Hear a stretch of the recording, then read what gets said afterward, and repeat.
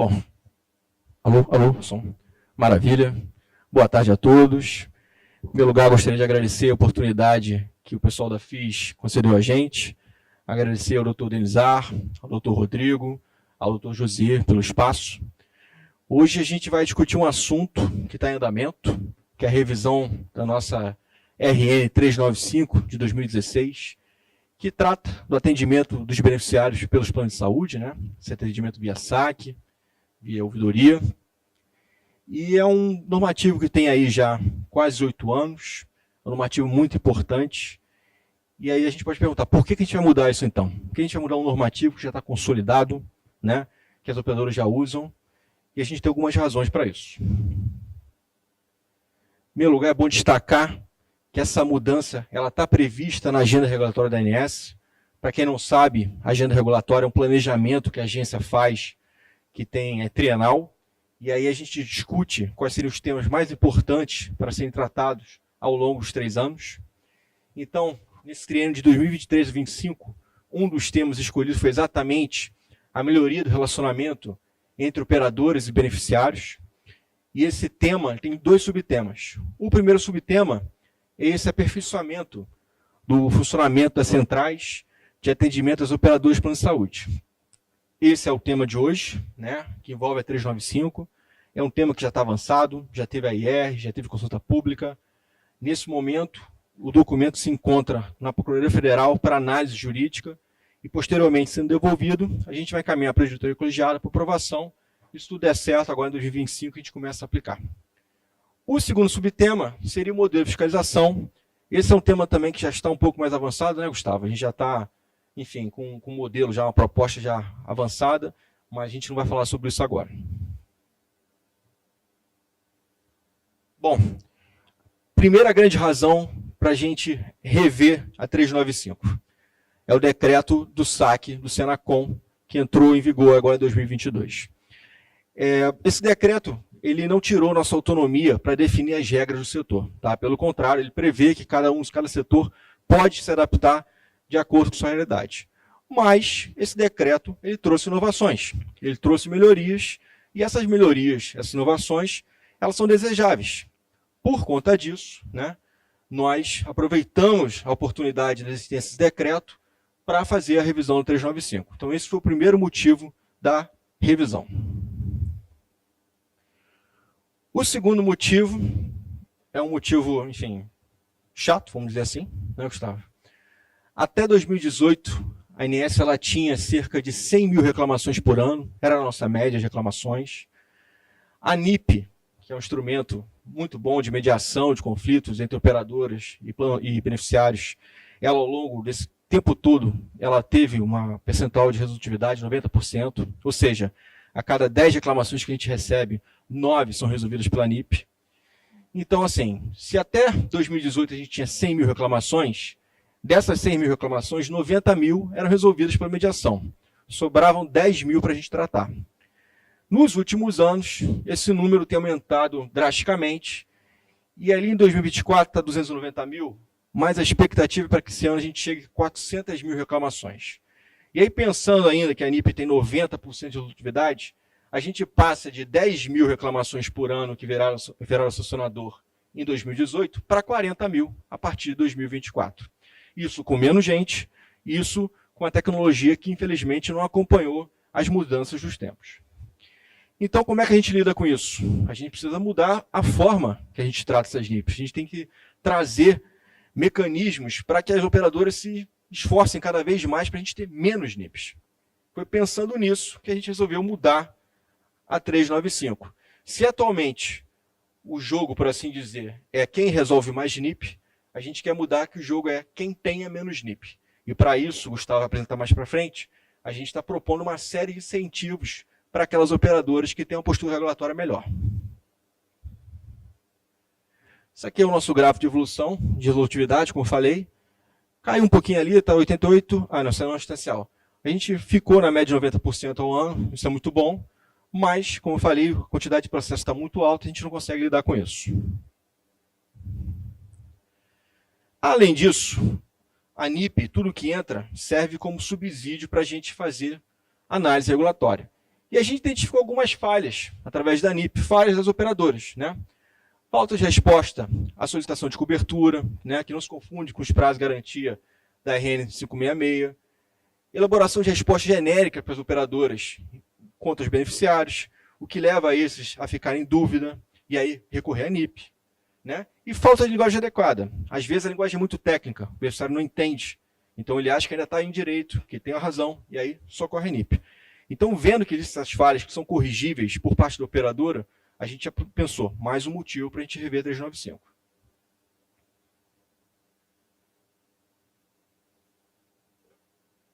Além disso, a gente resolveu também explorar um pouco mais as ouvidorias. Hoje em dia, apenas 1/4 das reclamações que chegam para o saque das operadoras sobe para as ouvidorias. E desse 1/4, apenas 30% é resolvido. Ou seja, é um instrumento bom, que poderia ser muito mais usado, mas não é. Quando a operadora tem ouvidoria, tá? Nós temos diversos operadores que sequer têm ouvidoria. Então, em parceria até com a ouvidoria, né, Gustavo? A gente encaminhou, pegou os relatórios que eles encaminham todo ano para a gente e fez uma análise disso e pensou outras formas como a gente pode explorar melhor a ouvidoria. E aí, pensando nisso também, a gente falou, temos que revisar a 395.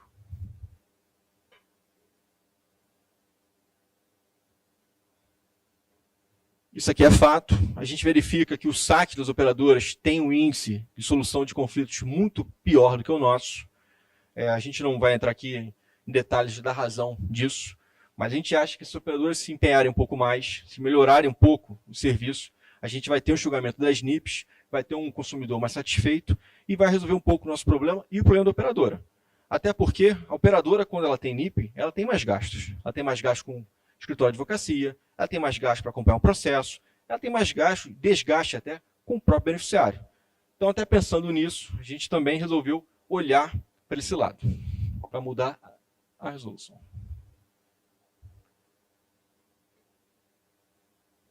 Para se aprofundar um pouco mais sobre o assunto, a gente encaminhou um questionário eletrônico para os operadores, fazendo uma série de questões para entender melhor como é que elas funcionavam, como é que elas estavam usando esses meios de contato com os beneficiários, né? E aí algumas perguntas que a gente encaminhou. Se a operadora mede a resolutividade no âmbito de atendimento de saque? Quase nenhuma. Se a operadora tem uma estratégia de acompanhamento das demandas que chegam no INSS? A maioria não tem. Ou seja, a gente percebeu que as operadoras não estão preparadas nem para lidar com o antes, né, do saque, nem com depois da NIP. E isso talvez tenha influência sim naquilo que sobra. Talvez parte do que a gente tem hoje em dia que não resolve poderia ser resolvido antes ou até durante a NIP, se elas tivessem esse acompanhamento melhor.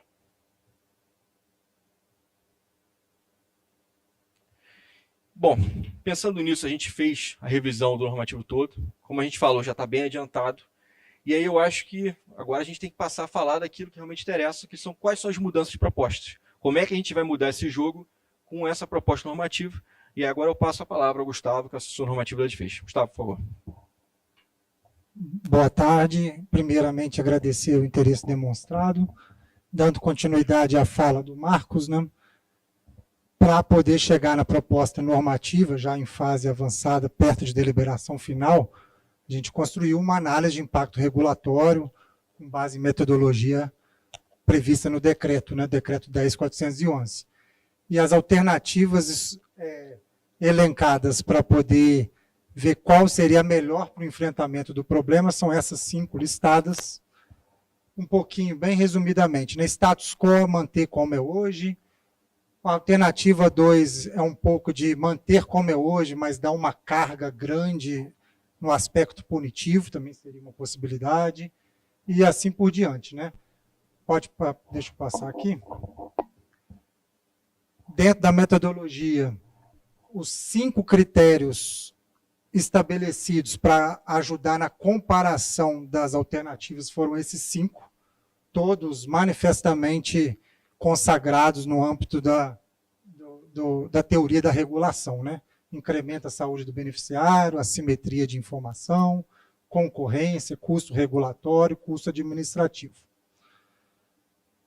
Ainda respeitando o decreto 10.411, foi eleita a metodologia análise multicritério, que é formada em critério matemático, que tem razão de consistência, análise de sensibilidade, para reduzir a carga de subjetividade de qual foi a melhor alternativa eleita, né? Essa foi, depois de todos os cálculos feitos, e está tudo previsto, colocado no processo que foi divulgado publicamente, está lá no espaço da agência, no espaço próprio de consulta pública, todo esse documento mais detalhado está lá. A alternativa eleita foi, dentro da 395, que é o nosso foco, a gente precisa ampliar o escopo da norma, mais à frente a gente explica um pouco mais, notadamente criando novas obrigações, que hoje, após o decreto, passaram também a ser importantes para a gente trazer aqui para o mundo da saúde suplementar, acrescido do tratamento conforme desempenho indicador próprio, isso é uma das bases hoje de tudo que se fala de concorrência, né? Indicadores que possam medir diferença de comportamentos, tratar os desiguais à medida da sua desigualdade. Isso é um pouco dessa parte. Pode falar, Marcos. É importante ressaltar que na consulta pública, né, a gente recebeu contribuições de todas as entidades possíveis e imaginárias. O Ministério Público, a Sociedade de Defesa do Consumidor, operadoras, e parte dessas contribuições, né, foram acatadas e contribuíram para esse documento final. Então, assim, é um trabalho que foi muito feito com muito detalhe, né, e a gente incorporou muita coisa para melhorar ainda o que foi feito. Vai, Gustavo, por favor. Exatamente 800 e poucas contribuições na consulta, fora os ofícios recebidos, né? E a partir desse indicador próprio, também sair numa espécie de vanguarda em trazer a vinculação ao desempenho no indicador ao aspecto punitivo ser norteado por isso. É essa a linha da proposta da alternativa 5. E aqui são as linhas de ação dentro de uma IR, né? E aqui a gente precisa cada vez mais ter costume com esses instrumentos, que isso veio para ficar mesmo.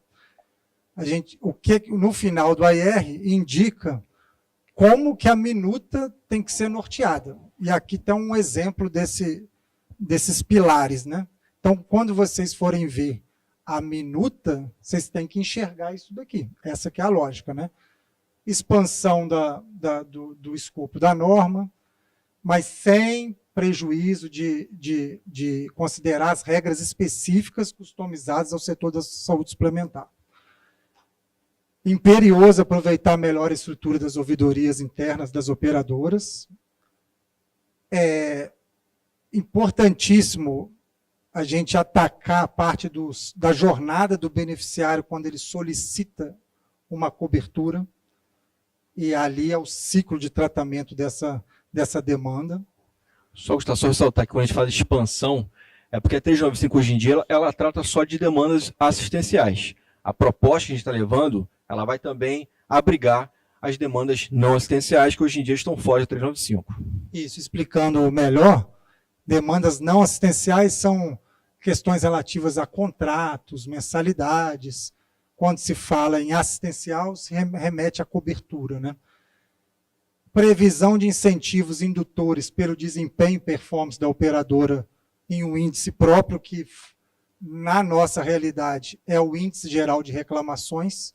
Então, de maneira mais coloquial, né? Quem tem mais reclamação, ou seja, previne menos a entrada de reclamação na agência, maior será o enforcement da agência perante ela. E, ao contrário, a mesma coisa. Quem tem pouca reclamação pode ser passado numa linha de fiscalização responsiva. E a última, tudo isso está linkado também com o processo sancionador. Aqui já é falando da proposta mesmo de ato normativo e redação.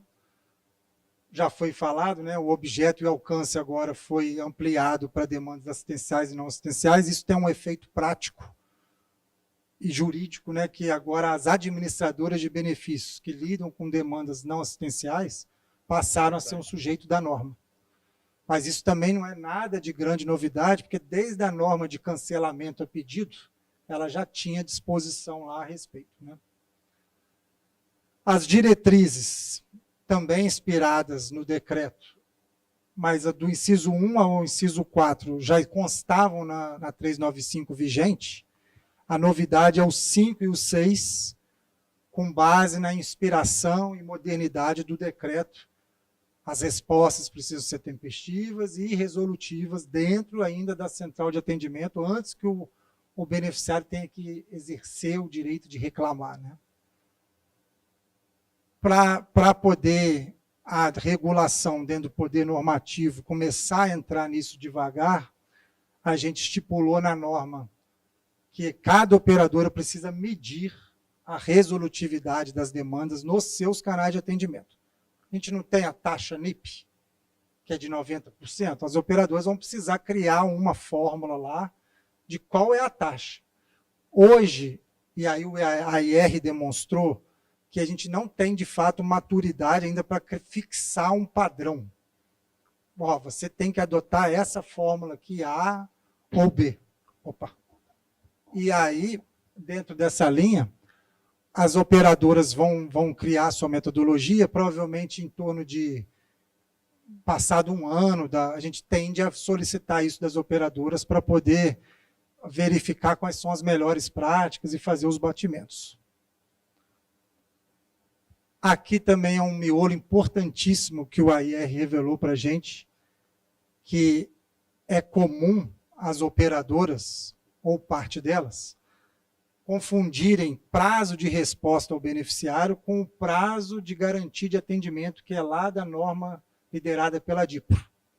Como exemplo, procedimento de alta complexidade, 21 dias úteis. E isso é prazo da RN 566. Só que o prazo da 395 é o prazo de resposta que o beneficiário tem que ter antes desse prazo final. Ele tem que saber o que aconteceu com a demanda dele. Então, os operadores muitas vezes confundem esses prazos, a gente vem para tentar ajustar isso melhor. Indo pelo lado direito ali, essa resposta tem que ter em 7 dias úteis se for demanda não assistencial.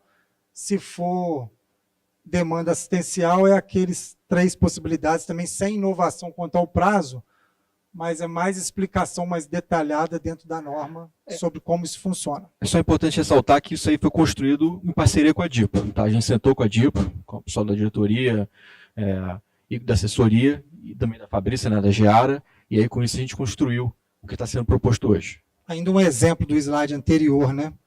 Imagina esse caso aí dos 21 dias úteis, né? Vocês viram ali que o prazo de resposta é de 10 dias úteis.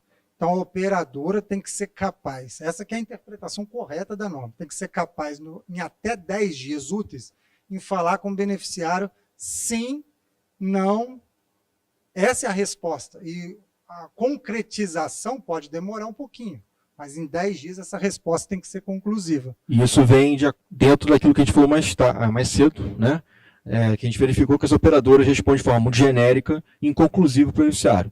Então, a gente está buscando aí uma maneira de operadoras comunicar de forma eficiente, eficaz com o beneficiário e tentar resolver o problema lá atrás. E todos aqui potencialmente são beneficiários de plano de saúde, você fica ansioso, angustiado que sua resposta não apareceu, você vai fazer o quê? Vai ligar para a agência, você vai procurar o judiciário. É nessa linha aqui que a gente está tentando trabalhar. Obviamente, tem que ter a confluência, que é a interseção com a junta médica. Aí aquele prazo de 10 dias úteis pode ser que tenha um justo motivo para não ser cumprido. Mas também as operadoras precisam ter parcimônia em instaurar junta médica. Senão, se usar abusivamente, isso também vai ser infração.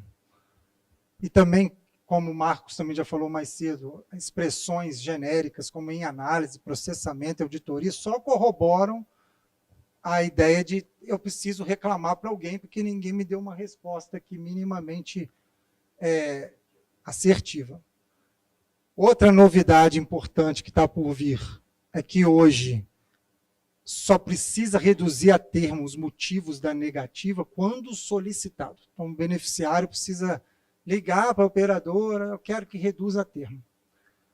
A gente coloca agora, e também na linha que já vem no decreto, e já da maturidade de 25 anos aí, desde a criação da lei das agências, que é obrigatório o fornecimento, independentemente da solicitação. E aí também, no pacote, tem que ser em linguagem clara, que permita também download do beneficiário, assegurada a sua ciência. E esse documento aqui tem que ser escrito em linguagem de acordo com o beneficiário. Imagina assim, negativa off-label. O beneficiário é leigo, né? Tem que escrever um pouquinho mais amaciado isso para ele, né? Também isso foi fruto da contribuição de consulta pública. Existem hipóteses, e a gente não pode negar, em que o pedido vem todo mal instruído, aí a operadora vai ter um justo motivo de mandar complementar a instrução. Mas que isso seja feito com essas balizas aqui, né? Devolveu para complementar a instrução, lista objetivamente o que está faltando. Isso é dever de informação. E a gente está de olho para não ter exigências desarrazoadas aqui nesse campo também. Aqui foi uma contribuição, até com teor um pouquinho de recomendação do Ministério Público Federal, que o procurador ele foi enfático em dizer que todos os setores já estão avançados nesse sentido de, hoje em dia, se acessa a tecnologia pelo celular, tudo ficou mais fluido, né? Então, é preciso também ter um canal de acesso ao andamento da reclamação que seja em caráter virtual. Só que aí também, dentro da análise de impacto regulatório, não é para a gente fazer micro-regulação, qual é o meio adequado. A operadora precisa indicar onde buscar essa informação. A gente não quis entrar nesse detalhe. E aí também tem o fato de, depois de acompanhar como que a norma foi na prática, né? Esse também é um ponto que revelou todos os estudos que a gente fez. Quando entra numa primeira página principal de um site de uma operadora, os canais de atendimento às vezes estão escondidos, estão aquela questão que a gente fala de acesso amigável, né? Canais de atendimento, canal de ouvidoria tem que estar na primeira página, de maneira bem clara para o consumidor, né? Aqui, todo esse potencial que a gente quer extrair mais do ouvidor, que, segundo a norma, ele exerce um papel independente em relação à central de atendimento, mas ele tem poder de recomendação perante a alta gestão da operadora. Então, até para melhorar esses números, as questões serem mais resolutivas dentro da operadora, sem precisar reclamar, a gente também trabalha nessa parte com uma série de situações para empoderar o ouvidor. Aqui, uma tabelinha sobre, em relação às medidas indutoras e incentivos que a gente já falou desde o início, né? De tratar os desiguais, a medida da sua desigualdade. Para quem está vendo pela primeira vez, né? Sugestão de leitura. Primeiro ali pelas colunas, o título das colunas em azul, né? Meta de excelência do IGR trimestral, meta de redução do IGR trimestral e IGR trimestral fora das metas. É uma escadinha. Um é excelente, o outro está se esforçando e está reduzindo, e o terceiro está fora das metas. Então, a gente quer promover uma publicidade favorável no site da agência a cada 3 meses, dando um holofote para o IGR maior do que se dá hoje, mas é publicidade favorável, preciso deixar isso bem claro, porque a gente evita ruídos adicionais quanto à segurança. Ah, você fez aqui a divulgação das 10 mais reclamadas. Não precisa disso, você dá ênfase àquelas que são menos reclamadas. Isso é uma questão de inovação e nesse aspecto de concorrência. É um atestado, né? Que aquela operadora está se esforçando para resolver as questões dela no seu saque, na sua ouvidoria, e aí não tem tanta reclamação, né? Ou seja, está entregando um bom serviço. É claro que as mais reclamadas também vão estar no site, mas não com essa publicidade própria aqui que a gente quer fazer, né? Então, uma vai ter mais ênfase, a outra pode ter mais menos. Também tem um impacto em aplicação cumulativa de tipo. Essa é uma novidade interessante dentro do que a gente estudou, que é, resumidamente, um caso concreto de negativa de cobertura, hoje é tratado só como negativa de cobertura. Mas suponhamos que, na análise da demanda, verifique algum defeito e problema no saque da operadora antes da negativa. Aí você pode acumular 2 tipos.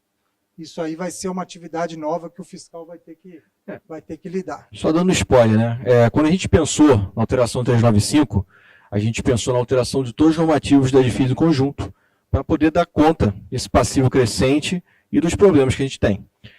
Então, não tem nada descasado. O que a gente está propondo com a 395, na verdade, vai estar casado futuramente com a alteração da, hoje em dia, 483, que é o nosso Código de Processo, e também com o nosso Código de Infrações, que é 489. Exato, Outros incentivos aqui, que é aumento no valor dos descontos. Hoje a gente lembra do 40% pagamento antecipado e à vista, né? Só que, na linha da fiscalização indutora, a operadora com meta de excelência merece um desconto maior do que 40%, e aí sucessivamente, né? E também potencial aplicação de advertência num tipo próprio. Esse é o último slide antes de devolver a palavra para o Marcos. Também foi previsto disposições transitórias e finais. Como cria novas obrigações, não dá para colocar o normativo com vigência a partir da publicação, não dá. Então, se estipula um prazo de 6 meses para as operadoras adaptarem suas rotinas para estarem melhor preparadas para lidar com a nova norma. E também, ainda em análise pela Procuradoria, a gente queria fazer um novo incentivo, um novo incentivo que contemple a transitoriedade da norma. Hoje, o nosso IGR médio do setor é em torno de 70%, IGR de 70%, né? 60%, 70%. Quem tivesse num patamar metade disso, quem sabe não mereça um incentivo adicional para começar as novas regras de uma maneira mais fluida, né? Então, devolvo a palavra para o Marcos para continuar a condução. Bom, a gente acredita que estimulando as operadoras a melhorarem esse contato inicial com o beneficiário, né, com essa reclamação que eles recebem no saque, na ouvidoria, tornando mais acessível a linguagem, né, deixando mais claro os direitos dele, a gente consegue ter um impacto no que entra aqui nas demandas, né? E a gente consegue também entregar para o beneficiário o que é a nossa obrigação. A obrigação é o quê? Que a gente tem um mercado que seja equilibrado. O mercado equilibrado é o quê? É que a operadora entrega um serviço para o beneficiário de boa qualidade, de forma tempestiva, que a operadora também recebe adequadamente o valor que lhe cabe, né? E a gente também consegue, assim, diminuir a entrada de reclamações e botar a ANS, principalmente a fiscalização da ANS, para olhar para outras coisas. Hoje em dia a gente está afogado nessas reclamações individuais. A gente quer migrar para um modelo responsivo de fiscalização e que a gente possa fazer uma análise mais profunda, identificar problemas realmente na raiz e tentar resolver a situação sem ter que ir olhar o caso a caso. Então isso é um preparativo para o futuro, né?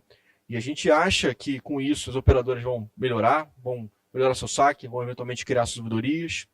As administradoras também vão ter que passar a fazer parte do jogo de uma forma mais ativa, né? E com isso, a gente diminuindo, dando um melhor serviço para o beneficiário, a gente vai alcançar a nossa meta de ter, a médio prazo, um passivo que seja tratável, né? E permita a gente fazer outras atividades que são muito importantes também, que hoje a gente não consegue. Tá? A gente está aberto para perguntas agora, por favor, fique à vontade.